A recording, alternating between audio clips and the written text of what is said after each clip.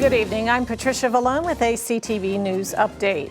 Well, after a 4-day trial, a guilty verdict was handed down to the man who murdered his young sister and cousins. 30-year-old Antonio Williams was found guilty of first-degree murder and child abuse for killing his 6-year-old sister and 2 young female cousins back in 2017.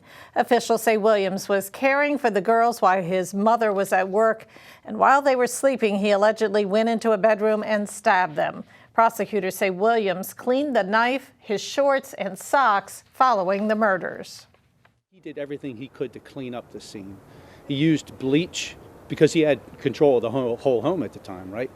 So he took his socks off. One of his socks had blood on it. He had stepped in the blood of Ariana Decree as he was leaving the room, and there were faint footprints or sock prints in the room, and then those ended at the door threshold. Police found socks in a washing machine with bleach and cleaner and so on that had been run. Our DNA lab and our evidence technicians were able to look at those socks and identify stains that potentially had DNA. And DNA was recovered despite his cleanup efforts for the socks. And Williams faces a maximum sentence of life in prison without the possibility of parole. A bill being considered by the Maryland General Assembly would alter the length of the school year. SB 321 would create a pilot program allowing school districts to explore the use of innovative school scheduling models. Senate President Bill Ferguson is backing the legislation. The last 2 years, when as a result of the pandemic, as a result of virtual learning, everyone was trying their best, but I think we all realized and learned that it wasn't sufficient. And so our children have fallen behind, not just academically, but socially and emotionally. And it is an urgent priority for us to make sure that kids have the time and investment so that they can be their best selves. That's going to take additional investments like we've been doing with the blueprint, but also thinking creatively about new opportunities. And that's what this bill will allow some schools across the state to serve as pilots for what extended days and extended years could look like for schools where we've seen the greatest amount of learning loss. And SB 321 is sponsored by Senator Pamela Bidle of Anne Arundel County. The bill had its first reading this afternoon in the Senate Education, Energy, and Environment Committee. Well, as the nation awaits the release of the video capturing the controversial arrest and beating of Tyre Nichols, D.C. police have activated more than 4,000 officers. The department says it's preparing for the possibility of protests this weekend following the release of the video later tonight. 3 weeks ago, Nichols was pulled over by Memphis police for a traffic stop. He fled the scene but was eventually captured and violently beaten by 5 Memphis police officers. Now, he died days later. CTV News spoke with State's Attorney Aisha Braveboy about the release of the video. I think it is very important to be transparent with the public, and so the release of the video, which will occur, it's supposed to occur later today, I think is an important step in that level of transparency that the community expects from law enforcement. And those officers involved have been fired and now face murder charges. Well, it was 78 years ago today, January 27, 1945, when the Soviet Red Army liberated the Auschwitz-Birkenau concentration camp. Every year on this date, countries across the world recognize International Holocaust Remembrance Day to remember the lives of 6 million Jews who were killed. The Holocaust was the culmination of millennia of anti-Semitic hate. Throughout history, the hatred that begins by declaring you have no right to live among us, sooner or later says you have no right to live.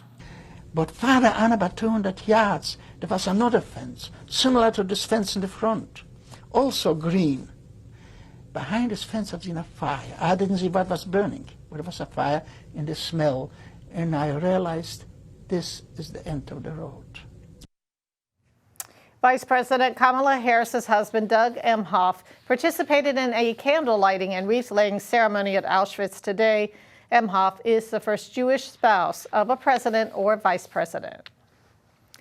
A house goes up in flames in District Heights. It happened here in the 6500 block of Gateway Boulevard. Fire crews were called out around 1 this afternoon. Officials say the house was vacant when the blaze erupted. No word yet on a cause. And you are watching CTV News. I'm Patricia Vallone. We will be back in just a moment. If I could be you, and you could be me for just 1 hour. If we could find a way to get inside each other's minds. Walk a mile in my shoes. Walk a mile in my shoes.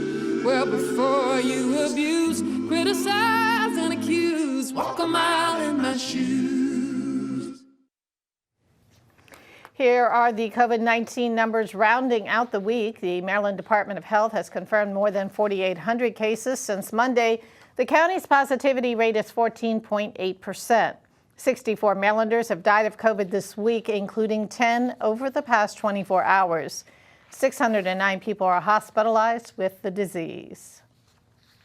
Prince George's County Executive Angela Alsobrooks has released a lengthy newsletter to the public explaining why her administration is against MCPG 10723. Now, the bill has to do with who can request a review of zoning and land use decisions. Alsobrooks says the proposed measure would allow people who are not directly impacted by zoning decisions to delay or limit development. Delegate Mary Lehman, who sponsored the bill by request of the County Council, sees it differently. It will affect the way, not the way the council does business so much, but the way citizens are able or not able to come forward and say, hey, we disagree with that planning board decision, or, and in that case, they would go to the county council sitting as the district council saying, we disagree with that, we want to appeal it. Or when the county council sitting as the district council decides a case, it would open the door to citizens to say, we disagree with that, we're going to challenge that in court. And the measure is co-sponsored by Delegates Lehman and Jocelyn Pena-Melnick. Well, it is back to the drawing board for sponsors of a bill that passed both chambers in the Maryland General Assembly last year. Legislation that would have ended the so-called debtor's prison was vetoed by former Governor Larry Hogan. Consumer advocates say it affects mainly low-income people of color who are arrested and then thrown into jail for small debts. Lawmakers have been trying to outlaw the practice for years. A creditor can go to a judge and ask for a judge to place a lien on somebody's body. We hear of a lien being placed on a home or a car, but most of us would assume that having a lien on somebody's body is an archaic practice. But this body attachment allows the person to be arrested, brought to jail, wait in jail until a judge can hear them, and they tell the judge what assets they have that the creditor can collect. This practice, unfortunately, is relatively common in Maryland. And Stern says most creditors are supporting the legislation, but not all. Between 2015 and 2017, Prince George's filed for 41 body attachment. It's in cases where the defendant owed as little as $329. One elderly resident was arrested, jailed overnight, and then arrested 2 more times, even though by law, all of his income is protected from garnishment. Well, Governor Wes Moore unveils legislation to give veterans tax breaks and free health care. His plan calls for state taxes to be exempted on the first $25,000 of military retirement income this year. Next year, the exemption goes up to $40,000. The governor also wants the General Assembly to approve his bill to offer free medical and dental care to members of the National Guard. Moore, who is a veteran, during his campaign had vowed to address tax cuts for health care for veterans, calling Maryland home. Well, major changes to the 2030 census forms are being proposed that could transform how Latinos and people of Middle Eastern or North African descent are counted in statistics across the U.S. The Biden administration is proposing changes that address long-standing difficulties many Latinos have in answering a question about race. The federal government currently only recognizes the group as an ethnicity. The new forms would have combined race-ethnicity questions, which could spur major changes in how governments and institutions generate racial and ethnic data. The last update to those standards took place in 1997.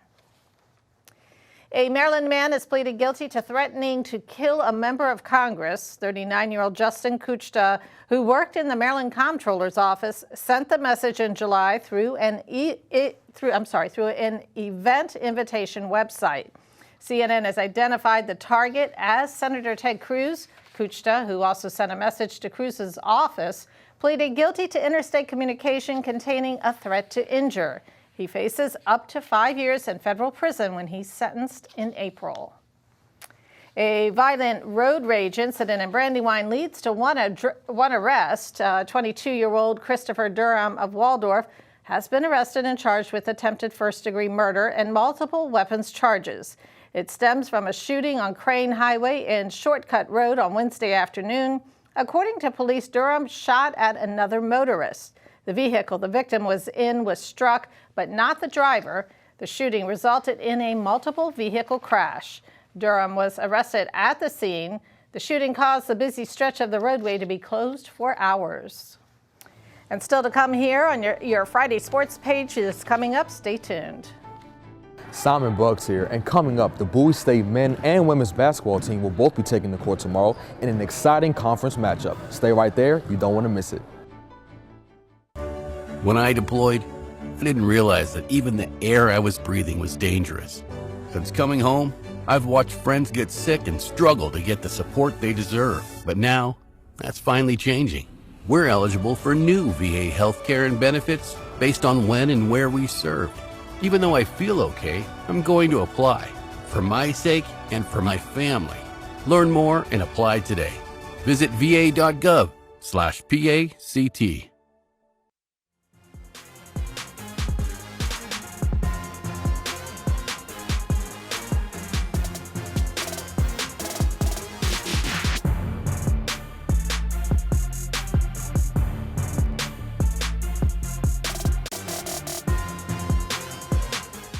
I'm here at the A.C. Jordan Arena here at Bowie State University, and it's an exciting time for Bulldog fans.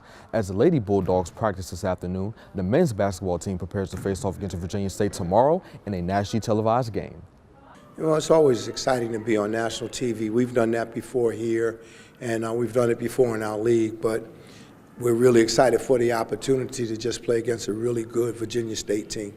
Our guys put in work every day, and what we tell them is control the day in front of you. Control what you have in front of you right now. If that's practice, control that, give your best effort. In games, give your best effort. So, yeah, we're going out. We're going to be fired up. We're going to be ready to play.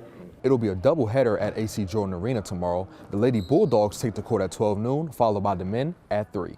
Simon Buggs, CTV Sports.